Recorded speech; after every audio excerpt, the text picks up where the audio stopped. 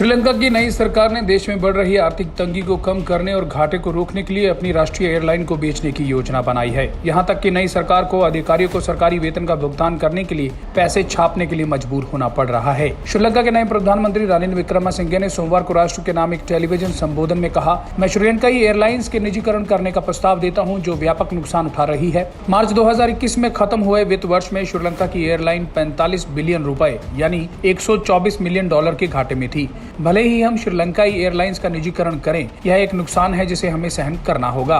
विक्रमसिंघे ने कहा कि ऐसा नहीं होना चाहिए कि यह नुकसान सबसे गरीब से गरीब व्यक्ति को उठाना पड़े जिन्होंने विमान में पैर तक नहीं रखा। बता दें कि श्रीलंका अभूतपूर्व आर्थिक संकट का सामना कर रहा है और विदेश कर्ज के मामले में देश डिफॉल्टर होने से कुछ ही दिन दूर है। विक्रमसिंघे को पीएम की कुर्सी पर बैठे एक हफ्ते से भी कम का समय हुआ है। उन्होंने कहा कि उन्हें वेतन का भुगतान करने के लिए पैसे छापने के लिए मजबूर होना पड़ रहा है, जिससे देश की मुद्रा पर दबाव पड़ेगा। विक्रमसिंघे ने कहा कि देश में गैसोलीन का केवल एक दिन का भंडार है और सरकार कच्चे तेल और भट्टी के तेल वाले 3 जहाजों के भुगतान के लिए खुले बाजार में डॉलर जुटाने की कोशिश कर रही है ताकि कच्चे तेल और केरोसिन के 3 जहाजों का मोल चुकाया जा सके जो अब श्रीलंका के तट पर पहुंच चुके हैं। उन्होंने कहा कि अगले कुछ महीने हमारे लिए सबसे मुश्किल होंगे। हमें तुरंत राष्ट्रीय संसद या राजनीतिक संस्था बनाएं जिसमें सभी राजनीतिक दल हों ताकि मौजूदा संकट का हल निकाला जा सके। प्रधानमंत्री ने राष्ट्रपति गोटबाया राजपक्षे के विकास बजट को बदलने के लिए एक नए राहत बजट की घोषणा करने का वायदा किया। उन्होंने कहा कि कैबिनेट का प्रस्ताव होगा कि संसद ट्रेजरी बिल जारी करने की सीमा को 3 ट्रिलियन रुपए से बढ़ाकर 4 ट्रिलियन रुपए कर दे। विक्रमसिंघे ने दिसंबर 2022 को खत्म होने वाले वर्ष के लिए सकल घरेलू उत्पाद यानी जीडीपी के 13% के बजट घाटे का